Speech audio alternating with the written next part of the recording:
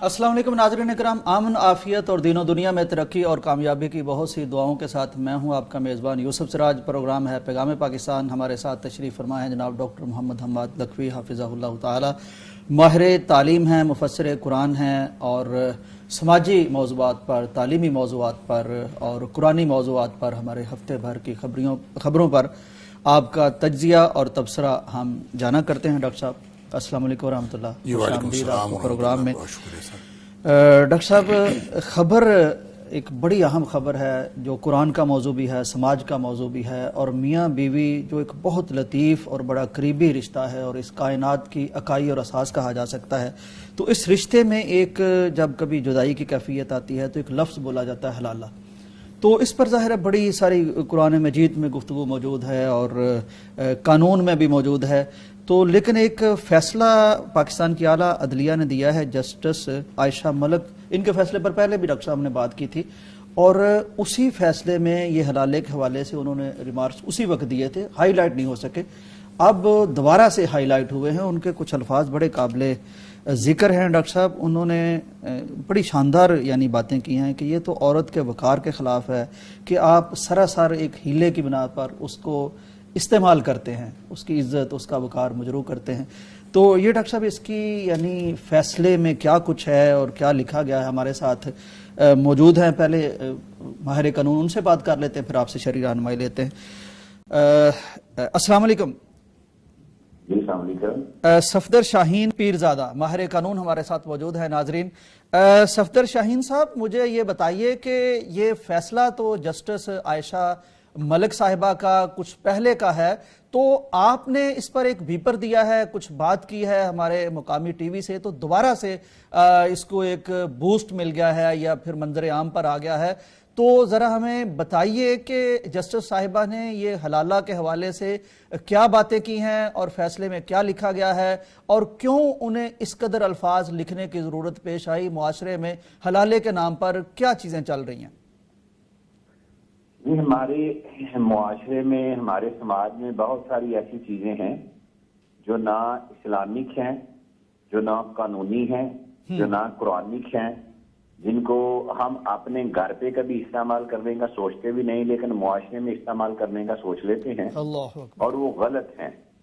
उन्हीं में से एक जो है ये रवायत हलाला वाली है कि जिसका कुरान में इस तरह का कोई कॉन्सेप्ट नहीं है कि एक औरत को अगर डिवोर्स हो गई है तो उसके साथ कोई एक बंदा हलाला करेगा, फिर उसको डिवोर्स कर देगा, फिर वो पहले के साथ चली जाएगी।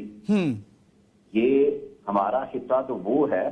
इस्लाम तो यहाँ पे बाद में आया, तो यहाँ पे तो ये था कि औरत की कहती थी कि मैं किसी दूसरे मर्द के पास शादी करके भी नहीं जाना, सती की रस्म यहाँ होती है इसकी। और कुरान जब आया तो कुरान जो कि दीन फितरत है और फितरत के अगेंस्ट कोई भी हुक्म या काम ना कुरान में है ना हदीस में है। सफदर शाहीन साहब, हलाला का कॉन्सेप्ट बिल्कुल ठीक है, आप दुरुस्त फरमा रहे हैं। मैं जानना चाह रहा था कि कानूनी पहलू जो जस्टिस साहिबा ने फैसले में लिखा है, उनके रिमार्क्स जो हैं, उस हवाले से अगर आप हमें गाइड कर दें तो बहुत बेहतर हो। मैं भी वही आपको बता रहा हूँ। ठीक है कि आइन या कानून, फैमिली लॉज ऑर्डिनेंस जो है 1964 के, उनमें भी हलाला का कोई कॉन्सेप्ट नहीं है, उनको लीगलाइज नहीं किया गया। हमारी उन्होंने लिखा हुआ है कि हमारी जो मोरालिटी है उसके मुताबिक भी ये जायज नहीं है और कुरान और सुन्ना के मुताबिक भी ये जायज नहीं है। ठीक। और ये जो अमल है ये वो है कि जो औरत को अजियत देने वाला है। ये वो अमल है कि जिससे औरत की इज्जत नफ्स मजरूह होगी और आने वाले वक्त में इससे सोसाइटी में बिगाड़ पैदा होगा, इससे सोसाइटी सही नहीं हो सकती। और मोस्टली ये जो हलाला वाला तरीकेकार राइज किया है कुछ लोगों ने, वो औरत की मर्जी के बगैर होता है। घर वाले या समाज के हाथों वो मजबूर हो के हलाला के एक जो है चैप्टर के एक नाजायज काम में वो दाखिल होती हैं और उसके बाद फिर उससे निकलती हैं। और मेरा ख्याल है सारी जिंदगी ये उनके लिए मेंटली और साइकोलॉजिकली एक एग्नी और अजियत का नाम है।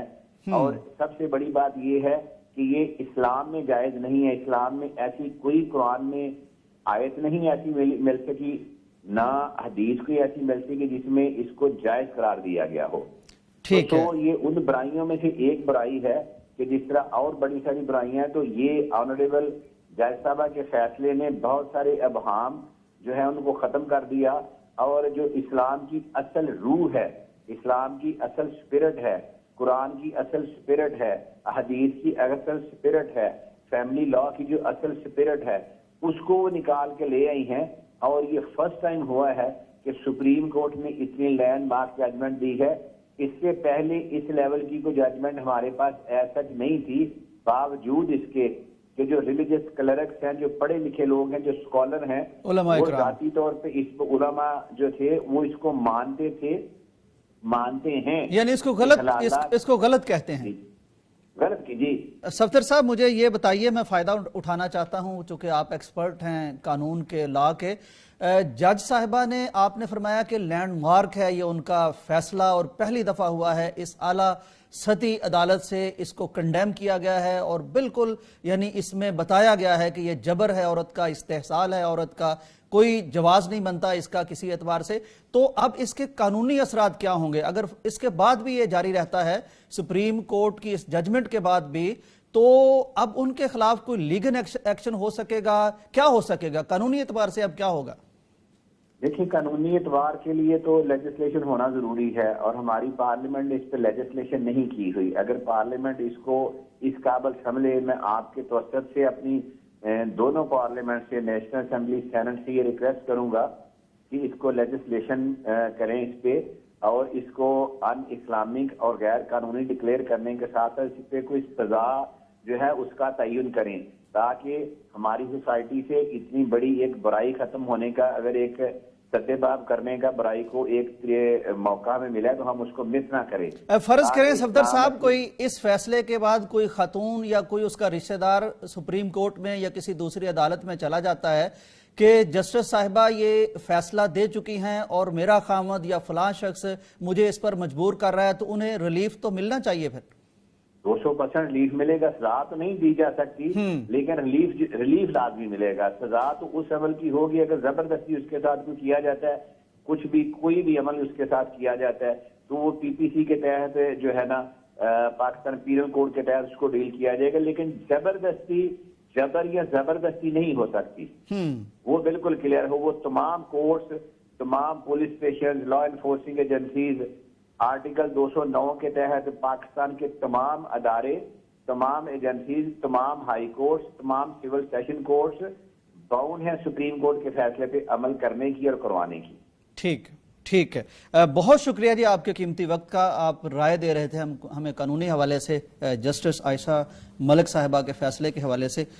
ڈاکٹر صاحب یہ خبر پاکستان سے بھی آئی اور اسلامی نظریاتی کونسل سے بھی ہم اس طرح کی خبر سن چکے ہیں. ایون انڈیا سے بھی ہم نے سنا کہ انہوں نے بھی وہاں کہا کہ یہ بالکل ایک یعنی غیر قرآنی، غیر اسلامی، غیر اخلاقی، غیر سماجی قسم کا معاملہ ہے.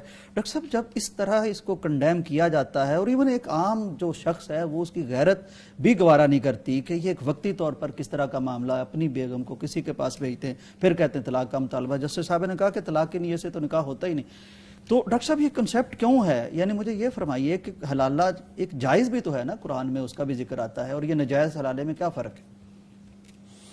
بسم اللہ الرحمن الرحیم. پہلے تو مجھے آپ کی اس فکرے پر اعتراض ہے کہ قرآن کے اندر اس کا ذکر ہے. قرآن کے اندر کوئی ذکر نہیں ہے، حلالہ نام کی کوئی چیز نہیں. ٹھیک. وہ جو حتی تنکح زوجا غیرہ ہے وہ حلالہ نہیں ہے. اس پہ یہ لفظ نہیں بولنا چاہیے، یہ لفظ نہیں بولا جا سکتا، اس لیے کہ وہ تو ایک اتفاقی یعنی وہ نکاح ہے جو پوری زندگی گزارنے کے لیے ایک کسی اور جگہ وہ کرتی ہے، یعنی اس میں طلاق کی نیت نہیں ہوتی، اتفاق سے وہاں سے طلاق ہو جاتی ہے، پھر یہ پرانے شوہر سے نکاح کر سکتی ہے. حتی تنکح زوجا غیرہ کا یہ معنی ہے. اس کا مطلب یہ نہیں ہے کہ اس کو مینج کرنے اور حلالہ بنانے. اس لیے یہ فقرہ اس طرح نہیں بولنا چاہیے. اور میرا خیال ہے ایڈوکیٹ صاحب نے اس کو بڑا کلیئرلی اس کو بار بار بولا کہ قرآن کے اندر ایسی کوئی بات نہیں، تذکرہ نہیں ہے، اور وہ بات ٹھیک ہے، یہ درست کہا. اچھا، میں جو بات سمجھا ہوں وہ یہ ہے کہ جو جسٹس صاحبہ نے یہ ججمنٹ دی ہے اس سے اب اس کو تو غیر اخلاقی قرار دے دیا، اس کو تو غیر قانونی قرار دے دیا، اور یہ غیر قانونی ہو جائے گا.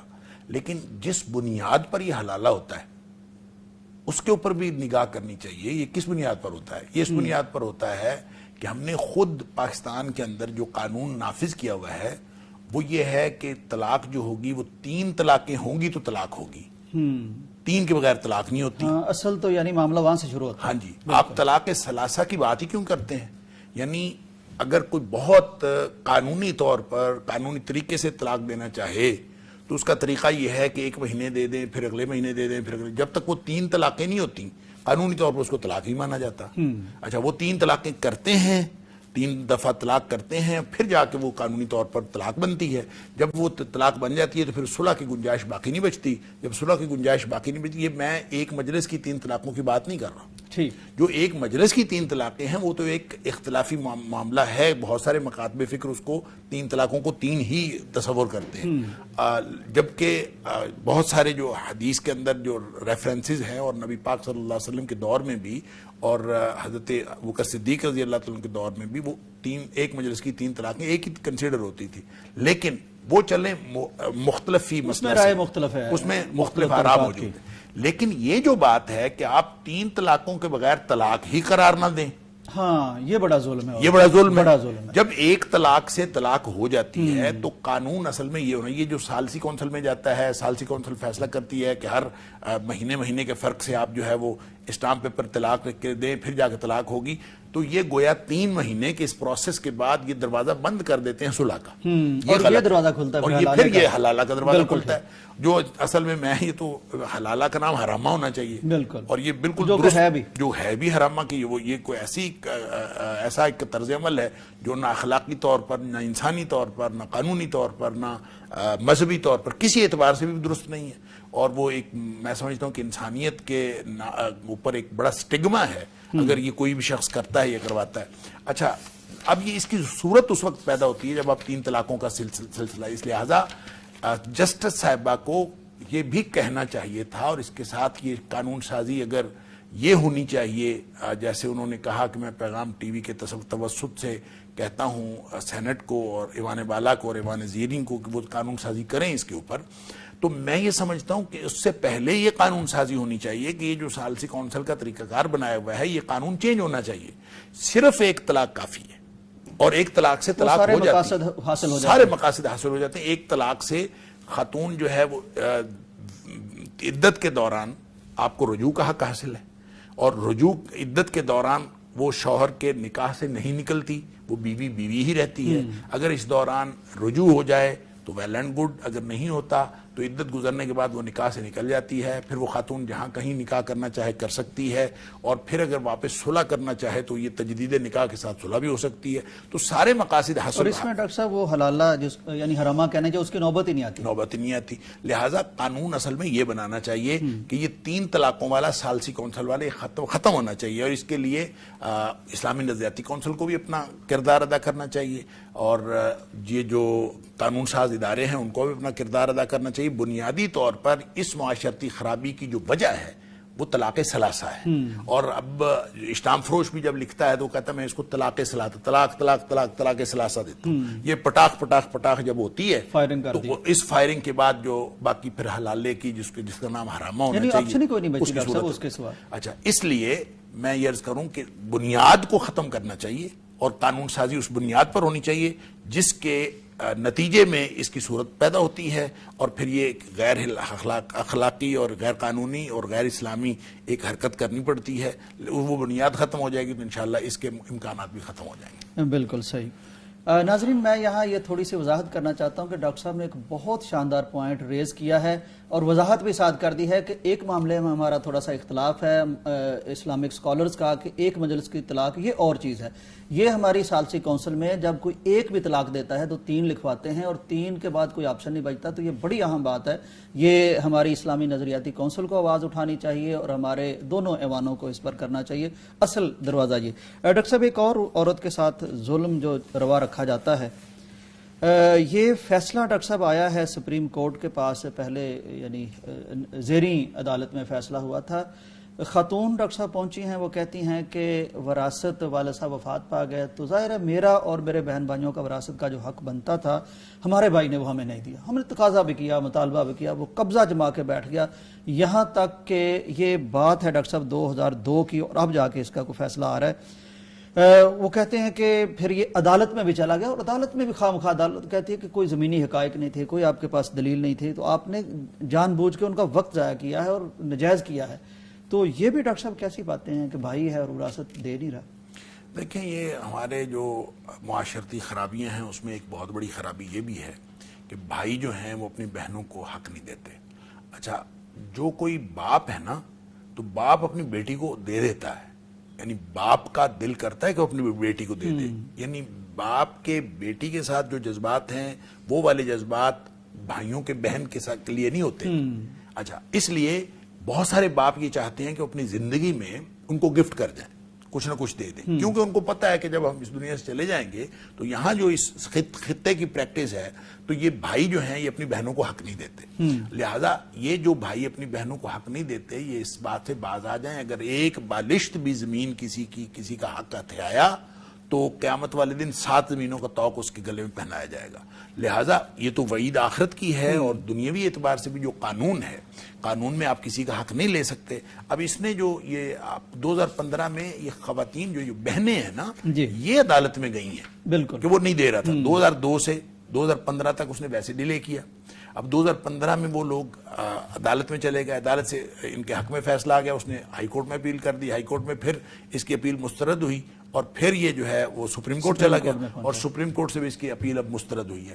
اب مسئلہ یہ ہے کہ آپ اندازہ کریں کہ بہنوں کا حق کھانے کے لیے ہم کتنے کین ہیں، کتنے سیریس اور کتنے سنجیدہ کہ بہنوں کا حق ہر صورت میں کھانا ہے، میں نے ان کو نہیں دینی، اور اعلیٰ عدالت تک بھی جانا، اعلیٰ عدالت تک. اور پھر یہ جو لوگ بہنوں کو حق دیتے بھی ہیں، پہلی تو بات یہ ہے کہ مجھے لگتا ہے کہ 70-80% لوگ تو دیتے ہی نہیں، جو دیتے ہیں وہ بھی ڈیلے کرتے ہیں، اور وہ جو فائدہ اٹھاتے رہتے ہیں. انگریزی میں کہا جاتا ہے کہ جسٹس ڈیلیڈ جسٹس ڈینائڈ.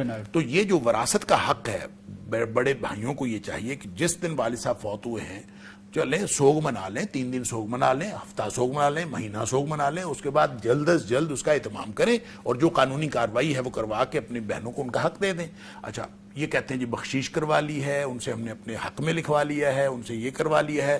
بھائی آپ نے ان کا حق دینا ہے، ایک دفعہ دیں ان کو. جب آپ نے ان کو دے دیا تو اس کے بعد کوئی بہن اگر آپ کو واپس دیتی ہے تو لے لیں، بالکل صحیح. لیکن یہ تو نہیں ہے کہ آپ ان کا حق رکھ لیتے ہیں. تو جو لوگ دیتے بھی ہیں نا بہنوں کو حصہ، وہ بھی 8-10 سال تو معمول کی بات ہے، کوئی دیتا نہیں ہے، وہ اب کرتے ہیں، کل کرتے ہیں، پرسوں کرتے ہیں، اس سے فائدہ اٹھا رہے ہوتے ہیں. اور جب 8-10 سال بعد جا کے وراثت تقسیم بھی ہوتی ہے تو وہ 8-10 سال کا بینیفٹ ان کو کوئی نہیں دیتے، وہ کھا چکے ہوتے ہیں. لہذا اپنی طرف سے وہ سمجھتے ہیں کہ ہم نے حق دے دیا، وہ حق نہیں دیا. وہ 8-10 سال کا حساب بھی اصل میں ان کو دینا چاہیے، اور اگر وہ آگے دینا پڑے گا، اگر نہ آگے دینا پڑے گا. ڈاکٹر صاحب اس میں ایک سچویشن ہے، مثلاً بعض دفعہ ہوتا ہے نا کہ پراپرٹی زیادہ ہے، جائیداد زیادہ ہے تو بانٹنی آسان ہے. بعض دفعہ ہوتا ہے کہ ایک آبائی گھر ہے، بعض اس میں سارے رہ رہے ہیں، تو والد صاحب فوت ہو گئے ہیں، اگر اب یہ بیچتے ہیں تو یہ گھر تو کہیں بنا نہیں سکتے، تو اس طرح کی سچویشن میں بھی وہاں تقسیم فوری کرنی ضروری؟ دیکھیں، تقسیم تو کرنی ضروری ہے، اس لیے کہ بہنیں جو اپنے اپنے گھر میں رہ رہی ہوں، ہو سکتا ہے کوئی رینٹ پہ رہ رہی ہو، کیسے رہ رہی ہو، کسی کی کیا حالات ہو، یا جیسے بھی ہو حق بن گیا اس کا، جیسے بھی اس کا حق بنتا ہے. لہٰذا آپ اس گھر کی تقسیم کریں جتنا حصہ بنتا ہے، اور وہ گھر جس نے رکھنا رکھے، باقی لوگوں کو حصہ دیں. بالکل. اور جب تک آپ نہ دیں گے اس وقت تک اس کا مطلب یہ ہے کہ آپ ان کا حق مار رہے ہیں، ان کا حق کھا رہے ہیں، چاہے وہ کرائے کی صورت میں، چاہے ان کے حصے کی صورت میں، چاہے آپ ان کی ایک فیسلٹی جو ہے وہ اویل کر رہے ہیں، کوئی بھی آپ اویل کر رہے ہیں تو آپ ان کا حق مار رہے ہیں. لہٰذا یہ اس کی مجھے لگتا ہے کہ اویئرنیس کی نہیں ضرورت، اس کے لیے قانون سازی کی ضرورت ہے.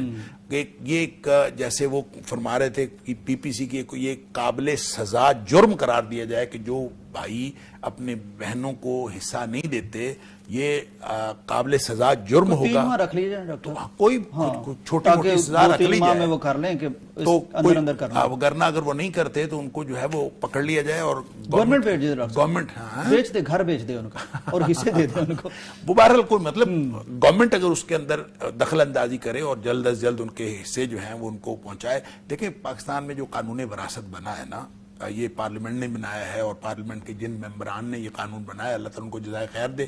پاکستان کا جو قانون وراثت ہے وہ اسلامی قانون کے عین مطابق ہے، لہذا اس کے اندر کوئی مسئلہ نہیں ہے. اور جب قانون کے مطابق حصے ہوں تو وہ پٹواری کو بھی پتا ہے اگر زرعی زمین ہے یا جو جس طرح کی پراپرٹی ہے متعلقہ محکموں کو پتہ ہے کہ وراثت کے کس اصول کے تحت یہ تقسیم ہونی ہے تو وہ وہی تقسیم کر دیتے ہیں. ضرورت امپلیمنٹ کی ہے. ہاں ضرورت امپلیمنٹیشن کی ہے, اور قانون یہ بننا چاہیے کہ جس کے قبضے میں ہے اور یا کوئی جو بڑا ہے جو ذمہ دار ہے وہ اگر اتنی دیر 3 مہینے رکھ لیے جائیں 6 مہینے رکھ لیے جائیں کہ اگر وہ اتنی دیر میں حق نہیں دیتا تو اس کے اوپر جو ہے وہ پولیس اس کو اپنے قبضے میں لے حکومت اس کو حق جو ہے اس کو امپلیمنٹ کروائے. کوئی اس طرح کا قانون بننا چاہیے جس کے ذریعے سے جو بہنوں کے حقوق ہیں ان کو تحفظ دیا جا سکے. بالکل صحیح. ناظرین اکرام, یہ بہت بنیادی چیزیں ہیں. یہ ہمارے ظاہر ہے جو ایک بنیادی اکائی ہوتی ہے, گھر, ہمارے رشتے سارے اس کے ساتھ جڑے ہوتے ہیں, لیکن سب سے اہم معاملہ یہ ہے کہ یہ شریعت کا معاملہ ہے. تو جب تک یہ نہیں ہوتا تو پھر ہم حق کھاتے رہیں گے, ہم ظلم کرتے رہیں گے, اور پھر تقدیر ہم پر ظاہر ہے خمیازہ تو بھگتنا پڑے گا. تو بہرحال اس پہ امپلیمنٹیشن کی ڈاکٹر صاحب فرما رہے تھے ضرورت ہے, اور ہونا چاہیے, کیونکہ یہ ہر گھر کا, ہر فرد کا معاملہ ہے. زندگی اور موت چل رہا ہوتا ہے. ایک صاحب ہیں وہ انجوائے کر رہے ہیں بڑے گھر میں, بہنیں بیچاری فقیر بنی پھر رہی ہیں, اور اس طرح کے سلسلے چل رہے ہوتے ہیں. بریک کا وقت ہے, واپس آتے ہیں. پاکستان کا مطلب کیا, لا الہ الا اللہ. ناظرین ویلکم بیک ٹو پیغام پاکستان. ناظرین اکرام, معاملہ یہ ہے کہ انسان کے پاس اقتدار بھی آ جاتا ہے, اختیار بھی آ جاتا ہے, لیکن جب اس طرح کی کیفیت عروج نصیب ہوتا ہے تو انسان بھول جاتا ہے کہ یہ چیزیں دائمی نہیں ہوتی, اور کہیں نہ کہیں کبھی نہ کبھی جواب دہ ہونا پڑتا ہے. لیکن مصیبت یہ ہے کہ انسان کے پاس جب اختیار ہوتا ہے تو پھر اس کو سارے بونے اور سارے انسان بھی چونٹیاں نظر آتے ہیں. کچھ اس طرح کا معاملہ ہم دیکھتے رہے بنگلہ دیش میں. شیخ حسینہ واجد کے پاس جب اقتدار تھا تو اس قدر خبریں ہم دیکھتے رہے, بڑے بڑے علماء اکرام, بزرگ, داڑیوں والے, جرم ان کا بیچاروں کا کوئی سمجھ نہیں آتا تھا. تو بہرحال ایک سکہ چل رہا تھا اس کے جبر کا, ظلم کا, ستم کا. بڑی صفاقی سے یہ پورا کارخانہ جبر اور ظلم کا چل رہا تھا. تو بہرحال یہ کب تک ہوتا ہے؟ پھر نہ صرف وہ تختہ الٹا, اور وہ جہاں فیصلے بڑے بڑے ہوتے تھے وہاں ہم نے عوام کو داخل ہوتے دیکھا, اور پھر وہ جو ایک پاکستان سے دوریاں تھیں وہ بھی برفیں نفرت کی پگھلیں اور محبتیں برتی گئیں. اور اب ایک فیصلہ آ گیا ہے, اور وہی فیصلہ دیا ہے وہاں کی عدالت نے, اور اس میں شیخ حسینہ واجد کے لیے پھانسی کا یا قتل کا فیصلہ سنا دیا گیا ہے. یہ کیسی بات ہے کہ کبھی دوسروں کے پروانہ قتل پر اور پروانہ موت پر دستخط کرنے والوں کے اپنی عدالت سے اپنے خلاف آج اس طرح کا فیصلہ آیا. تو ہمارے ساتھ امیر العظیم صاحب موجود ہیں, جماعت اسلامی سے ان کا تعلق ہے. تو اس وقت کچھ معاملہ یہ بنا کہ جب اس طرح کی خبریں آتی تھی پاکستان میں, پاکستان سے محبت ان کا جرم بن گئی تھی جو وہاں پھانسیوں پہ چڑھائے جا رہے تھے, اور اسلام سے محبت ان کا جرم بن گئی تھی. تو بہت زیادہ ظاہر ہے ہمارے ہاں بھی درد تھا, کرب تھا. تو ان کا تعلق چونکہ جماعت اسلامی سے زیادہ تھا, وہاں جو قتل کیے گئے, پھانسیوں کے گھاٹ چڑھائے گئے. تو امیر العظیم صاحب ہمارے ساتھ موجود ہیں, ہم ان سے جاننے کی کوشش کرتے ہیں کہ اس فیصلے پر ان کا رد عمل کیا ہے. السلام علیکم امیر العظیم صاحب. وعلیکم السلام. جی فرمائیے, یہ فیصلہ, اس کی قانونی حیثیت کو آپ کس طرح دیکھتے ہیں, اور اس کو مکافات عمل کے حوالے سے آپ کیا سمجھتے ہیں, اور یہ وہ جو لوگ بے گناہ مارے گئے, کیا ان کے لواحقین کو کچھ اس سے حوصلہ, کچھ تسلی ملے گی؟ نہ صرف یہ ہے کہ ان لواحقین کو تسلی ملے گی بلکہ مستقبل کے لیے بھی ایک یوں سمجھ لیجیے کہ پریسیڈنٹ بن جائے گی. اور آئندہ کوئی ڈکٹیٹر جو ہے وہ اس بات کی ہمت نہیں کرے گا کہ اقتدار کے دوران رہتے ہوئے وہ اس طرح کے آرڈر دے کہ جس میں درجنوں سینکڑوں لوگوں کو مار دیا جائے. تو یہ صرف بنگلہ دیش کے حق تک ہے, پوری دنیا میں جو ڈکٹیٹرشپ کا راج ہے اور جہاں جہاں اس طرح کی چیزیں ہوتی ہیں ان سب کی آنکھیں کھولنے کے لیے یہ مثال کافی ہے. یہ الگ بات ہے کہ بھئی اس طرح کی تاریخی مثالوں سے لوگ کم ہی سبق لیا کرتے ہیں. امیر العظیم صاحب تھوڑا سا بتائیں گے کہ کتنے لوگ تھے جن کو پھانسیوں کے گھاٹ چڑھایا گیا, ان کے جرم کیا تھے, کچھ لوگوں کے نام, ان کا تذکرہ آپ اگر کرنا چاہیں. دیکھیے, سب سے پہلے جب سینہ آئی ہے تو اس نے ان لوگوں کو پھانسیوں پہ چڑھایا کہ جن کے اوپر کوئی الزام بنگلہ دیش کی آزادی کی جدوجہد کا یا ہندوستان کی مخالفت کا نہیں تھا, جنہوں نے بنگلہ دیش بنانے میں اپنے ایک رول پلے کیا, جو فوج کے اندر تھے لیکن انہوں نے شیخ مجید کی ون پارٹی رولنگ کو دیکھا, ڈکٹیٹرشپ کو دیکھا, تو انہوں نے انقلاب برپا کیا تھا. تو سب سے پہلے تو سینا نے ان لوگوں کو پھانسیوں پہ لٹکایا، اور یہ تقریباً کوئی 1 درجن سے زیادہ لوگ تھے جو اس وقت وہاں پر موجود تھے۔ اس کے بعد پھر سینا نے جماعت اسلامی کی طرف رخ کیا، اور جماعت کے جو ذمہ داران تھے، اعظم صاحب بزرگ تھے، اور اس کے علاوہ وہاں پر جو بھی انہیں میسر آیا کہ بھئی انہوں نے شیخ مجید کی تھی، ہندوستان کے خلاف ایک جدوجہد کی تھی، تو اس میں سینکڑوں لوگوں کو گرفتار کیا گیا، کئی لوگوں کو وہ بغیر کس عدالت میں پیش کیے گئے، گم کر دیا گیا۔ وہاں اسے کہا جاتا ہے جی شیشے کا گھر، کہ بھئی کسی نے دن کی روشنی نہیں دیکھنی۔ یہ بھی درجنوں کی تعداد میں کچھ لوگ بیچارے مارے گئے، اور کچھ لوگ کئی تک جو ہے وہ گمشدہ رہے، اب وہ جو ہے نا وہ بازیاب ہوئے ہیں۔ اسی طرح سے پھانسی پر لٹکانے کا سلسلہ بھی 1 درجن سے زیادہ لوگ تھے کہ جنہیں پر لٹکایا گیا۔ تو یہ جو آخری میں بنگلہ دیش کے اندر جو ماس موومنٹ ہوئی، طلبہ کی جدوجہد ہوئی، تو وہ بھی ظاہر ہے کہ ریکارڈ گواہ ہے اخبارات اور ٹی وی چینل کہ اس میں بھی کوئی کمی نہیں کی، چونکہ اس سے پہلے بھی جو کچھ کیا اس نے کسی نے دنیا بھر میں اس کی مذمت نہیں کی، اس کو کوئی مطلب رکاوٹ کا سبب نہیں بنی، اس کے اوپر کوئی پابندی نہیں لگائی۔ دنیا اور امریکہ اور یہ ویسٹ کا بھی چونکہ منافقانہ طرز عمل ہے، وہ بھی اس کو ایک ہوا دیتا رہا، اور وہ دیدہ دلیری کے ساتھ یہ سارے کام کرتی رہی۔ یہ فرمائیے کہ اب جو قربتیں، جو محبتیں یعنی دیکھنے میں آ رہی ہیں، پاکستان سے علماء بھی جا رہے ہیں اور آفیشلز بھی جا رہے ہیں، اور بڑی تعداد میں وہاں لوگ ان کو دیکھنے، سننے، ملنے نکل رہے ہیں، اور یہ جو بڑی قربتیں، محبتیں، ایون اعلیٰ فوجی سطح پر بھی جو معاملات ہو رہے ہیں، تو آپ کو لگتا ہے کہ اب بہت زیادہ قربتیں ہو گئی ہیں اور وہ نفرت غتربود ہو چکی ہے اور نابود ہو چکی ہے؟ ہاں، بڑی میں سمجھتا ہوں کہ یہ ایک پہلا موقع ہے کہ حکومت پاکستان نے اور پاکستان کی فوج نے اس کو بہت اچھا فائدہ اٹھایا ہے، اور یہ جو دونوں طرف کے عوام میں ایک ملنے کی آرزو تھی، اس میں مطلب کوئی رکاوٹ پیدا ہونے کے بجائے ہر سہولت جو ہے وہ فراہم کی ہے۔ تو یہ دنیا میں ایک لحاظ سے پھر مثال ثابت ہو گئی ہے کہ پاکستان ادھر کا ہو یا بنگلہ دیش کے عوام ہو، ان کے دل آپس میں جڑے ہوئے ہیں، ایک دوسرے کے ساتھ دھڑکتے ہیں۔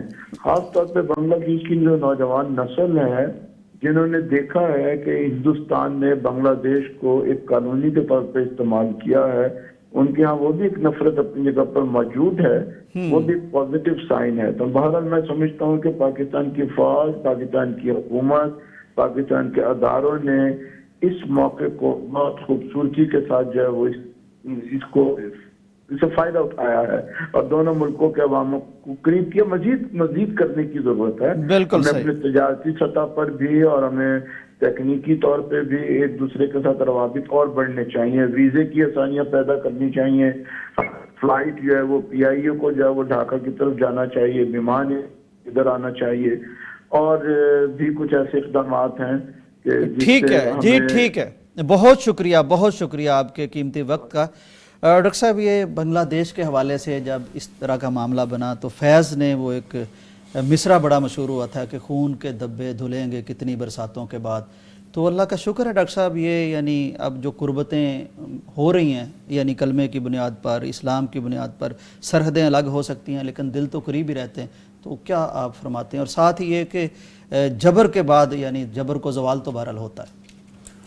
دیکھیں، یہ تو بہرحال اس میں بہت سارے اسباق ہیں، اور تاریخ میں اس طرح کے واقعات ہوتے رہتے ہیں، جیسے سبق سیکھنا چاہیے۔ الگ بات ہے کہ ہم سبق نہیں سیکھتے، اور ہر آمر جو ہے، ہر ڈکٹیٹر جو ہے وہ اپنے تجربے سے ہی سبق سیکھتا ہے، وہ کسی دوسرے کے تجربے سے سبق نہیں سیکھتا، یعنی خود اس انجام سے دو چار ہو کے ہی سیکھتا ہے، خود اس انجام سے دو چار ہو کے ہی سیکھتا ہے، وگرنہ ہر ایک کا خیال ہوتا ہے میں ڈیفرنٹ ہوں، میں مختلف ہوں، میرے اندر یہ صلاحیتیں ہیں، اور ہر شخص یہ سمجھتا ہے کہ میں عقل کل ہوں، جو مجھے سمجھ آ رہی ہو کسی کو سمجھ نہیں آ رہی، اور پھر اس کے جو ارد گرد درباری ہوتے ہیں وہ اس کو سمجھ بھی نہیں آنے دیتے، اور چیزیں جو ہیں غلط سے غلط ہوتی چلی جاتی ہیں۔ اچھا، میں یہ سمجھتا ہوں یہ جو فیصلہ آیا نا، اس میں ایک جو اسباق ہیں، جو ایک تلک الایام نداولھا بین الناس، قرآن کہتا ہے کہ دن جو ہے ہم لوگوں کے درمیان پھیرتے رہتے ہیں، یہ ساری باتیں اس میں اسباق، ساری چیزیں. ٹھیک. اچھا، اس میں ایک قانونی طور پر میں سمجھتا ہوں، ویسے تو ماہرین قانون اس پہ زیادہ بہتر رائے دے سکتے ہیں، لیکن مجھے یہ لگتا ہے کہ اس کو جو سزائے موت ہوئی ہے، یہ ایک سزائے موت نہیں ہونی چاہیے تھی. اس کو سزائے موت جو ہے وہ زیادہ ہونی چاہیے، یعنی ہر کیس کے اگینسٹ، ہر کیس کے اگینسٹ ہونی چاہیے. دیکھیں 1400 کے قریب تو اس نے جو طلبہ ہیں وہ شہید کروائے، یہ ریسنٹلی یعنی ریسنٹلی، بالکل. اور طلبہ جو شہید کرائے. دیکھیں جو اس نے بے گناہ لوگوں کو پھانسی پہ لٹکایا ہے، وہ تو خیر کسی نہ کسی طور کوئی عدالتی کارروائی کے ذریعے سے ہی کروایا ہے. عدالتیں بھی پھر ڈکٹیٹرز کی جو ہیں وہ لونڈیاں بن جاتی ہیں، اور جو وہ کہتے ہیں وہ کرتی چلی جاتی ہیں. وہ تو اگرچہ وہ تو عدالتی کارروائی ہوئی تو ان کو تو شاید ان کے بارے میں تو اس کے اوپر کیس نہ بن سکے، لیکن یہ تو بالکل کلیئر کٹ بات ہے. اور اس میں عدالت میں ایک اس کی آڈیو بھی پیش کی گئی کہ اس نے باقاعدہ ٹیلیفونیکلی جو ہے آرڈر دیا تھا کہ ان کو جو ہے وہ ختم کر دیا جائے، اور پھر ختم کیا گیا، اور انہوں نے جو ہے وہ گولی چلائی وہاں پہ، اور 1400 کے قریب جو ہے طلبہ شہید ہوئے. اچھا، اس پر 1400 طلبہ شہید ہوئے اگر اس کے حکم پر، تو اس کو 1400 دفعہ نہیں تو کم از کم 14 دفعہ تو سزائے ہونی چاہیے تھی، تاکہ یہ آگے کسی اگر اپیل میں جائے یا کوئی بھی قانونی اس کے اوپر نگرانی وغیرہ کا یا ریویو کا کوئی پروسیس ہو، تو اس کے اندر اس کو کوئی چیز جو ہے وہ ختم ہونے کا امکان ہی نہ ہو. تو اب انہوں نے ایک سزائے موت دی ہے. مجھے نہیں پتا، اب دیکھیں سزائے موت تو ایک ہی دینی ہوتی ہے. اگر کسی کو مل جائے، وہ تو چونکہ ملک میں موجود ہی نہیں ہے تو فرار ہے، اور خود ساختہ جلا وطنی وہ بیٹھی ہے بھارت میں، اور ہو سکتا ہے بھارت سے کبھی واپس نہ آئے، اور بھارت اس کو تا حیات تحفظ دے دے اس کو، اور وہ کبھی واپس نہ آئے، اور اس کو کبھی سزائے موت شاید اس سے 2-4 نہ ہونا پڑے. لیکن اگر سزائے موت ہو بھی تو وہ ایک دفعہ ہی دینی ہے. لیکن اس کے جو جرم کی سنگینی ہے وہ اس بات کا تقاضا کرتی تھی کہ اس کو ایک سزائے موت نہیں بلکہ کئی سزائے موت دینی چاہیے. بالکل صحیح، بالکل صحیح. ناظرین کرام، یہ بڑا اہم قانونی نقطہ ہے، کیونکہ زیادہ سزائیں جو ہوتی ہیں بعض لوگ سمجھتے ہیں کہ اتنی دفعہ تو دی نہیں جا سکتی. یہ اس لیے ہوتی ہیں کہ کسی کیس میں اگر کسی کی گلو خلاصی ہو جاتی ہے تو اس پر اور کیسز موجود ہوں تاکہ وہ اپنے حتمی انجام تک پہنچ سکے. تاریخ سے سبق سیکھنا چاہیے ہر قسم کے لوگوں کو، لیکن تاریخ کا سبق یہ ہے کہ تاریخ سے کوئی سبق نہیں سیکھتا. بریک کا وقت ہے، واپس آتے ہیں. ناظرین ویلکم بیک ٹو پیغام پاکستان. ڈاکٹر صاحب، دبئی میں ایک ایئر شو ہو رہا ہے 2025، آغاز اس کا المکتوم انٹرنیشنل ایئرپورٹ سے ہوا ہے. تو دنیا بھر کے ڈاکٹر صاحب جو دفاعی ماہرین ہیں، ایکسپرٹس ہیں، وہ یہاں پہنچے ہوئے ہیں. پاکستان بھی اپنے JF تھنڈر طیاروں کو لے کے گیا ہے. تو ظاہر ہے پہلے بھی ہم بات کرتے رہتے ہیں کہ اس طرح کی جو مشقیں ہوتی ہیں وہ ایک قوت کا اظہار ہوتی ہیں اور اپنی صلاحیت کا اظہار ہوتی ہیں، کہ تاکہ وہ جو قرآن بھی کہتا ہے کہ روب پڑا رہے اور کوئی نگاہ اٹھا کے نہ دیکھے. ایک تو ڈاکٹر صاحب یہ بات ہے، اور پاکستان کے جو طیارے ہیں اور جو امارات کے طیارے اکٹھے کھڑے تھے تو بڑا ایک ڈسپلے شاندار بنا رہا. ساتھ ہی ساتھ ڈاکٹر صاحب بس وہ مجھے تو یوں لگتا ہے جیسے کہتے ہیں جب قسمت ماڑی ہو تو بندہ اونٹ پہ بیٹھا ہو تو کتا اس کو بھی کاٹ لیتا ہے. تو انڈیا بھی اپنا تیجس طیارہ لے کے آیا تھا. وہ اڑنا تو خیر وہ کہتے ہیں اڑنے سے پیشتر ہی میرا رنگ زرد تھا، تو اس کا انجن آئل وہاں لیک کر گیا اور شاپر وغیرہ وہ رکھتے رہے. تو ایک طرف ان کا عروج ہے ڈاکٹر صاحب، دوسری طرف ان کی یہ کیفیت ہے. تو یہ اللہ تعالیٰ عزتیں دے رہا ہے پاکستان کو. سبحان اللہ. بس یہ کہا جا سکتا ہے کہ پاکستان کی قسمت کا ستارہ اس وقت جو ہے وہ عروج پر ہے. بالکل. اور ہوائیں بڑی موافق چل رہی ہیں اور انڈیا والے جو ہیں ان کا ستارہ گردش میں ہے. ویسے تو ستاروں کی بات جو ہے شرعی طور پر ہم ادبی اعتبار سے محاورے کے اعتبار سے کر رہے ہیں. شرعی اعتبار سے تو ستاروں کے ساتھ کوئی تعلق نہیں ہوتا. جی بالکل. لیکن بہرحال جو حالات ہیں اس میں ایک تو یہ ہم جو قسمت کی بات کرتے ہیں یا موافق ہواؤں کی بات کرتے ہیں. جی جی. دوسرا بہرحال اس میں ایکسپرٹیز کی بات بھی تو ہے. ہاں بالکل. جو ایکسپرٹیز ہے، ٹیکنالوجی کی جو پرسین کے ساتھ اس کا استعمال ہے. اب پاکستان کے پاس جو ٹیکنالوجی ہے، ظاہر ہے پاکستان نے اس کو تکنیکی اعتبار سے اس کو بہترین بنایا ہے، ایکسیلنس درجے پہ لے کے گئے، ایکسیلنس کی درجے پہ لے کے گئے ہیں اور اس کا پوری دنیا میں اظہار ہو رہا ہے. اور اگر انڈیا بھی اس کو ایکسیلنس کے درجے پہ لے کے گیا ہو تو اس کا بھی اظہار ہوتا. انڈیا کو تو فرانس کے لیے وہ رافیل طیارے سنبھالے نہیں گئے، گراؤنڈ کرنے پڑے. آپ اندازہ کریں. اور کہا یہ جاتا تھا کہ رافیل طیارہ گرانا ہے ہی ناممکن، اور دنیا میں تاثر یہ تھا کہ ناممکن ہے، اور پاکستان اس کو گرایا اور اس کی سٹاک مارکیٹ بھی گرائی. اور پھر سٹاک مارکیٹ تو گرنی تھی جب ایک یعنی ایسا طیارہ جس کے بارے میں یہ پوری دنیا میں تاثر ہو کہ یہ گرایا جا سکتا ہی نہیں، تو پھر یہ ایک قانون اللہ کا بھی ہے نا، اللہ اکبر، وَمَكَرُوا وَمَكَرَ اللَّهُ، سبحان اللہ. تو ایک منصوبہ بندی یہ کرتے ہیں کہ اللہ منصوبہ بندی کرتے ہیں. جب وہ ٹائٹینک گیا تھا اور ٹائٹینک اپنے پہلے سفر پہ تھا تو کہتے ہیں کہ اس کے بنانے والے جو انجینئرز تھے انہوں نے ایک بات کہی تھی کہ یہ ہم نے اس طرح سے بنایا ہے اور اس طرح سے ڈیزائن کیا ہے کہ یہ اس کو جو مرضی چٹانے میں ٹکر ہو جائے، جو مرضی، یہ ٹوٹ نہیں سکتا، ٹوٹ نہیں سکتا، ڈوب نہیں سکتا، ٹوٹ نہیں سکتا اور ڈوب نہیں ڈوب بھی سکتا. نہیں سکتا. وہ ٹوٹا بھی اور ڈوبا بھی، ڈوبا بھی. اور اپنے پہلی ہی سیلنگ میں، اپنے پہلے سفر پہ اور ڈاکٹر صاحب ایک اور پتہ ہے اس وقت کیا ہوا؟ جب یہ گمان تھا نا کہ نہ اس نے ٹوٹنا ہے ڈوبنا ہے، تو وہ جو دفاع کے لیے، بچاؤ کے لیے کشتیاں بھی نہیں تھیں، زیادہ مرے اس کشتیاں بھی نہیں تھی. اور پھر اس وقت جو لوگوں نے بھاگ دوڑ کے جو ٹکٹیں لیں اور کہ جناب یہ تو چونکہ نہ اس نے ٹوٹنا ہے نہ اس نے ڈوبنا ہے، لہٰذا اس پہ تو ضرور جانا چاہیے. اور اس قدر اس کی شہرت ہوئی اور پھر اس کا نتیجہ کیا نکلا وہ ساری دنیا نے دیکھا. تو اسی طرح سے پچھلے دنوں یعنی کچھ سال پہلے جو ایک امریکہ کی ہی ایک جو آبدوز تھی جی، وہ پانی کے اندر ہی پچک گئی تھی. بالکل.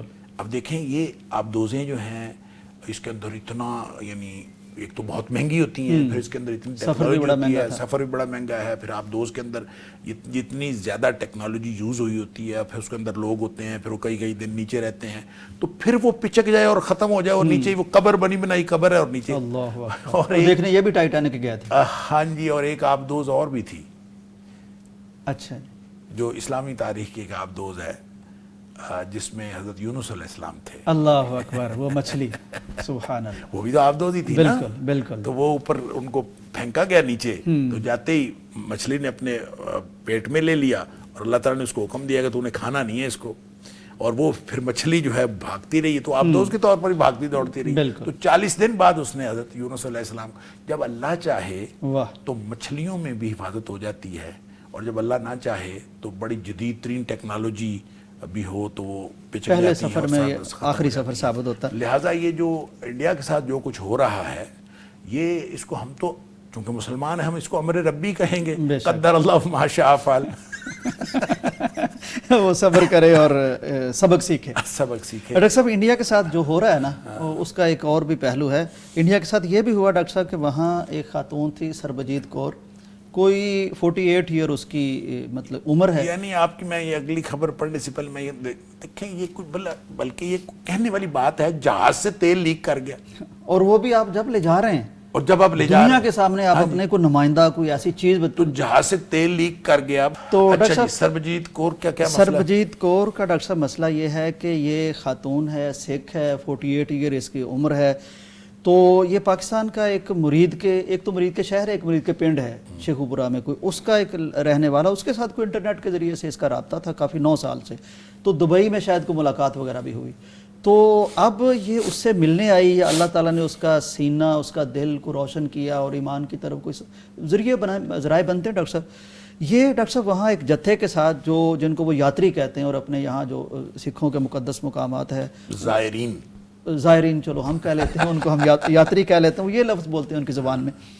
تو ان کے ساتھ ڈاکٹر صاحب آئی ہے اور آتے ہی یہ غائب ہو گئی ہے. تو وہ بڑے پریشان ہوئے، اور پھر ایک ویڈیو سامنے آتی ہے کہ جناب یہ کسی وکیل کے کورٹ کچہری میں یا کیبن میں بیٹھ کر تو وہاں کہہ رہی ہے کہ میں اپنی مرضی سے مسلمان ہوتی ہوں، اور ان کے ساتھ نکاح کر لیا. ڈاکٹر صاحب یہ تو ہوا. میں دیکھ رہا تھا کہ ایک سردار صاحب کی میں ویڈیو دیکھ رہا تھا، وہ کہہ رہے تھے دیکھیں جی اگر تو اس کی مرضی ہے تو ہم کیا کر سکتے ہیں، وہ اس کی مرضی ہے، لیکن اگر اس میں کوئی پاکستان کا ہاتھ ہوا تو پھر ہم دیکھیں گے. لیکن ڈاکٹر صاحب ایک طرف ان کا یہ رویہ، ایک میں پاکستان کا ویلاگر دیکھ رہا تھا، وہ کہہ رہا تھا جی یہ کالے دل والی ہے، یہ تو اس نے اپنے گرو کے ساتھ دھوکہ کر دیا، یہ فراڈ کر دیا، عبادت کے لیے آئی تھی تو یہ مسلمان ہو گئے. میں کہہ رہا ہوں وہ تو بیچارے تھوڑا صبر کر رہے ہیں، ہمیں پتہ نہیں کیا مسئلہ ہے. اس کا کوئی ذاتی مسئلہ ہوگا جو اتنا غصہ کر رہا تھا. بہرحال کہنے کی بات یہ ہے، دیکھیں اللہ تعالیٰ کسی کو کسی بھی وقت جو ہے وہ ایمان کی دولت نصیب کر سکتا ہے. اللہ اکبر. ایک تو یہ بات ہے. دوسری بات یہ ہے کہ اس کا جو بہرحال جو حالات و واقعات بتاتے ہیں تو اس کو اتنا کلیئر قرار نہیں دیا جا سکتا. اس نے گویا شادی کرنے کے لیے اس نے اسلام قبول کیا ہے، اور اسلام قبول کرنا بظاہر تو اس کا صرف شادی کرنے کے لیے ہے، کہ اس نے ظاہر ہے جو پاکستانی نوجوان ہے جس نے شادی کی ہے اس نے اس کے ساتھ شرط رکھی ہوگی. تو یہ بالکل اسی طرح ہے، جب نبی پاک صلی اللہ علیہ وسلم ہجرت کر کے گئے تھے تو ساتھ ایک شخص اور بھی ہجرت کر کے گیا تھا، اس نے کسی شخص سے شادی کرنی تھی، تو لوگوں نے پوچھا تھا نبی کریم صلی اللہ علیہ وسلم سے کہ وہ ہمارے ساتھ تو نہیں ہے، وہ تو آیا کسی اور چکر میں، تو آپ نے فرمایا تھا انما الاعمال بالنیات وانما لکل امرئ ما نوى، ہر شخص کے لیے وہی کچھ ہے جس کی اس نے نیت کی، اور اعمال کا دارومدار نیتوں پر. پھر آپ نے فرمایا فمن کان ہجرتہ الی اللہ ورسولہ فہجرتہ الی اللہ ورسولہ، جس کی ہجرت اللہ اور اس کے رسول کے لیے ہو اسی کی ہجرت اللہ اور اس کے رسول کے کھاتے میں شمار ہوتی. ومن کانت ہجرتہ لدنیا یصیبها بامرأۃ ینکحها، جس نے ہجرت کی دنیا کو حاصل کرنے کے لیے کسی خاتون سے نکاح کرنے کے لیے فہجرتہ الی ما ہاجر الیہ، تو جس مقصد کے لیے اس نے ہجرت کی ہے. تو بھائی یاتری جس مقصد کے لیے آتے ہیں ان کا مذہبی معاملہ ان کے ساتھ ہے، اس کی بات نہیں کرتے، ان کا اپنا معاملہ ہے. اللہ تعالیٰ لا اکراہ فی الدین، ہم ان کو کچھ نہیں کہہ سکتے، ان کے ایمان کی دعا کرتے ہیں اللہ تعالیٰ ان کو ایمان کی دولت نصیب کرے. جتنے دنیا میں غیر مسلم ہیں اللہ تعالیٰ سب کو ایمان کی دولت نصیب کرے اور سارے جہنم سے بچ کر جنت میں جانے والے بن جائیں. بالکل صحیح. لیکن یہ جو خاتون آئی ہے تو یہ تو وہاں سے پلاننگ کر کے آئی ہے. بالکل. اس کی وجہ یہ ہے کہ اس نے 4 تاریخ کو یہ پہنچی ہے پاکستان اور 5 تاریخ نے نکاح کر لیا، رابطے میں تھے، طے شدہ تھا اس کا، طے شدہ تھا، اور 13 کو اس نے واپس جانا تھا. یعنی جو اس کا ٹرپ تھا وہ 4 تاریخ سے 13 تاریخ اس سے پہلے ٹرپ کر گئی. تو اعوذ باللہ من الشیطان الرجیم. تو بہرحال یہ جو کچھ بھی ہوا ہے بظاہر اس کے اندر کوئی کلیئرٹی نظر نہیں آتی. یعنی نظر رکھنی چاہیے پاکستانی ایجنسیز کو بھی، ایجنسیز کو بھی نظر رکھنی چاہیے، اور اس کے اندر کوئی بھی اور کہانی ہو سکتی ہے. لیکن وہ بعد میں سنا ہے کہ وہ لڑکا جو ہے، یہ بلکہ یہ دونوں عدالت میں گئے ہیں اور عدالت نے حکم دیا ہے کہ ان کو ہراس نہ کیا جائے، کیونکہ پولیس نے ان کے گھر پر ریڈ کیا تو ان کو ڈرایا دھمکایا ہوگا. تو جیسے پاکستانی پولیس کی عادت ہے عام طور پر اس طرح کا کیس ہو تو پاکستانی پولیس خود ہی پکڑ لیتی ہے، اپنے ہاتھ میں کر لیتی ہے کیس. لیکن انہوں نے کیس عدالت ہائی کورٹ میں جا کے انہوں نے کیا ہے، اور ان کو کورٹ کی طرف سے آرڈر یہ ملے ہیں کہ ان کو کوئی ہراس نہ کرے. ٹھیک ہے، بہت اچھی بات ہے، ان کو ہراس نہیں کیا جانا چاہیے. اور اللہ کرے کہ یہ جو اس نے اسلام قبول کیا ہے، اگر پہلے اس کی نیت خالص نہیں بھی تھی تو اللہ تعالیٰ اب اس کی نیت خالص کر دے، اور اللہ تعالیٰ ان کا یہ جو نکاح جو ہے وہ دیر پا کر دے، اور اس کے ذریعے سے ان کو اور ان کے دونوں خاندانوں کو اللہ تعالیٰ بہت ساری خیر و برکت عطا. ڈاکٹر صاحب میں چھوٹا سا آپ سے وضاحت مزید چاہ رہا ہوں، تھوڑی سی ایک اور خبر شامل کرنی ہے. کسی بھی طرح سے، کسی بھی وجہ سے، کسی لڑکے کی وجہ سے، لڑکی کی وجہ سے کوئی اسلام قبول کر لیتا ہے، مسلمان تو وہ ہو گیا، اجر تو مل گیا اسے. مسلمان تو ہوا ہے، کسی بھی وجہ سے ہوا ہے.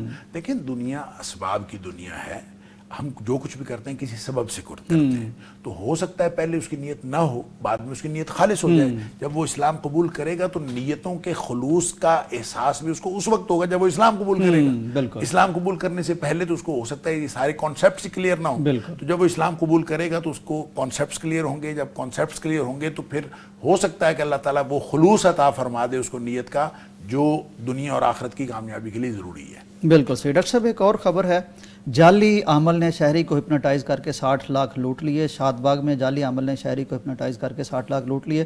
ڈاکٹر صاحب اس نے جو یعنی لوٹا گیا ہے اس نے FIR درج کروا دی ہے. اس کے متن کے مطابق عامل نے کچھ چینی کھلائی تھی، کچھ کلمات دہرائے تھے، تو اس میں کچھ ملایا ہوگا. ڈاکٹر صاحب یہ بھی یعنی مذہب کے نام پر، تقدس کے نام پر اس طرح کی وارداتیں کرنا اور لوگوں کا اس واردات میں شریک ہو جانا. مجھے وہ آپ کی کوٹیشن یاد آئی، آپ نے شیئر کر رکھی تھی کہ بونو کو کسی کا یعنی بونو کا دعویٰ کرنا کہ میں کوئی بڑا شخص ہوں، یہ تو وہ اپنا کامیڈی ہے، لیکن مان لینا یہ ٹریجڈی ہے.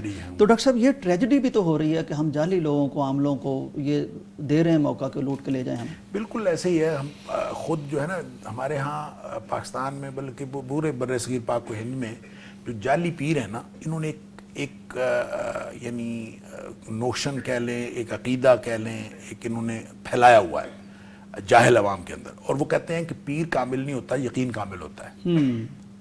ان کا یقین مضبوط کرتے جاؤ، یقین آپ جو بھی ہو، جعلی ہاں ہو، جی، وہ نام نہاد ہو، پیر بہروپی جیسا بھی ہے آپ اس کے اوپر یقین کامل رکھیں کہ یہ ٹھیک ہے.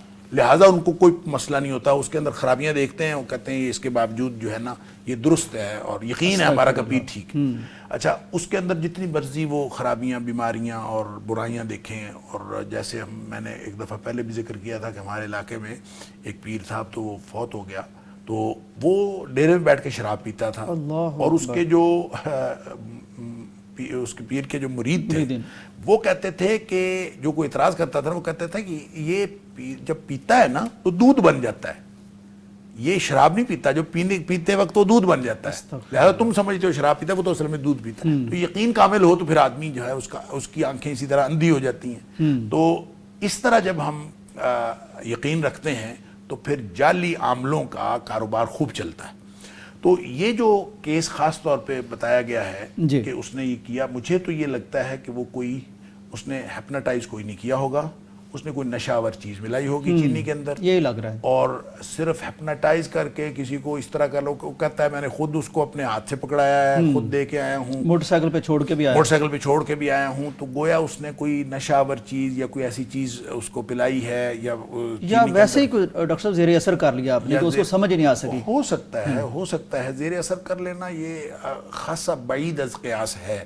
نہیں ڈاکٹر صاحب، جو کیفیت بنا دی جاتی ہے لوگوں کی، مطلب ہپناٹزم نہ بھی ہو تو وہ جس طرح زیر اثر وہ دودھ بنا رہے شراب کو دیکھ کے ہی اس طرح، وہ یقین کامل والی بات ہے، ہاں وہی میں کہہ رہا ہوں، یقین کامل والی بات ہے۔ یقین کامل کر دیا تو پھر اس کے بعد جو مرضی کر لے، لیکن پھر بھی آدمی جتنا مرضی پاگل ہو اور بیوقوف ہو، اپنے اثاثہ جات کے بارے میں کچھ نہ کچھ تو اس کو احساس رہتا ہی ہے، تو اب وہ اگر اپنے مرضی سے اس کو دے رہا ہے تو کچھ نہ کچھ مسئلہ ہوگا۔ بالکل صحیح۔